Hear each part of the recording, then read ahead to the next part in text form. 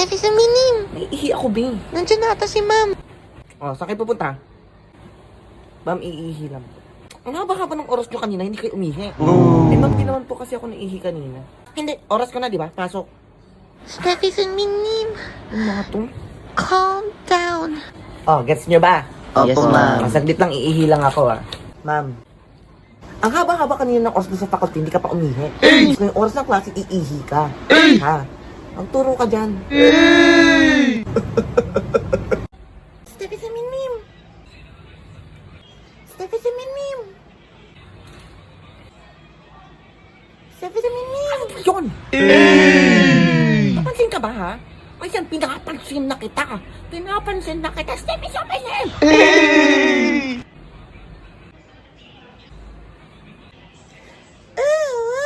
Sorry na. Hala, buti pa siya nakakasama si Steph. Gusto ko din maging savage. Steffi, si Minim. Ang sagot mo sa 3. Number 1 pa lang ako. Okay, class, pwede na mag-open notes. Thank you, ma'am. na notes mo. Pero nakapikit.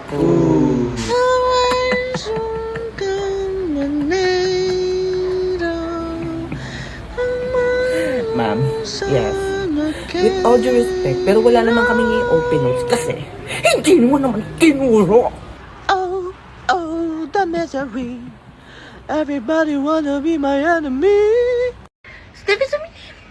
Charot. Wala akong boses kasi galing ako kagabi sa Pasig! Sabay-sabay! Ayun, so for today's video, mag-story time muna tayo kasi sobrang pagod ko kagabi. Hindi ko na kaya gumawa ng contents kasi sobrang kapagod talaga.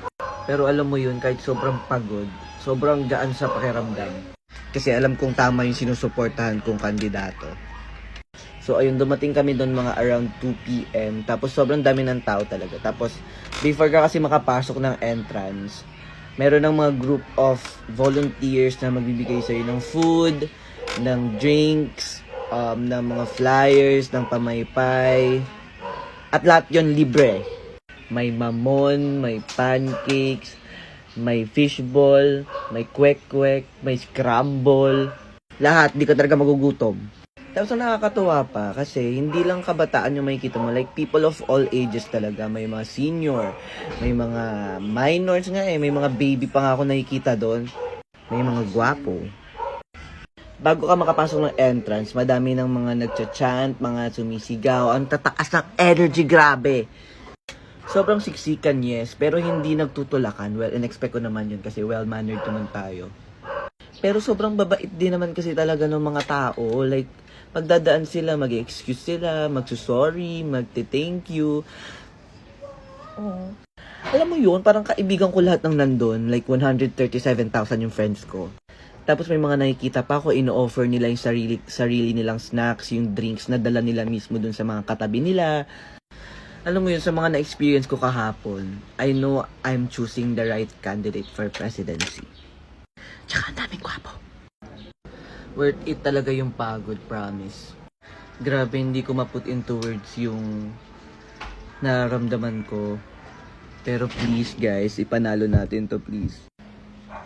Ay, and thank you sa nagbigay nito, ang cute. Lad! Jessica, painom naman tubig. May gamot to, eh. Hello, we. O, di ba kasi may sakit ako? Hala, kawawa ka naman. Sus, ayaw lang yan mamigay eh. Hello, fan ka niyan? Oo, fan ka din? Oo, nanood ako ng concert nila last year. Hello, we. Oo, nakakuha nga ako ng VIP access eh. Tapos pumunta ako ng backstage, nagpa-picture ako sa kanila. Patingin naman ng picture. Picture?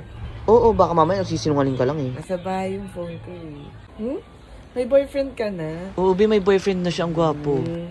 May boyfriend din ako. La, we, di nga. Ala, hindi niyo pala alam. Hindi. Oh my God. Ano, kagabi nag-date kami. Dinala niya ako sa restaurant. Hala, ang sweet niya naman.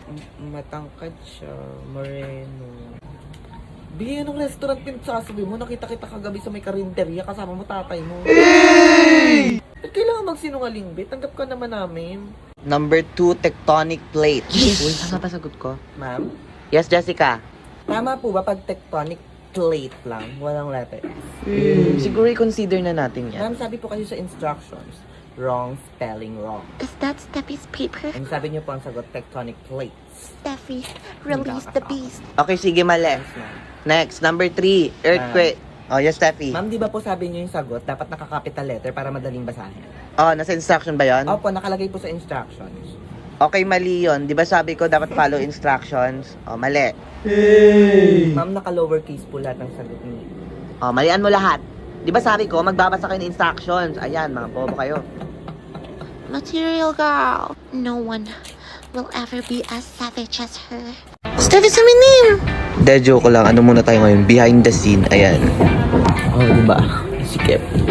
Ito pala yung uniform na ginagamit ko sa mga videos ko. Ayan, sobrang liit na nito. Ayan, punit na nga, oh. Sa kapatid ko kasi itong bata nung kinder siya.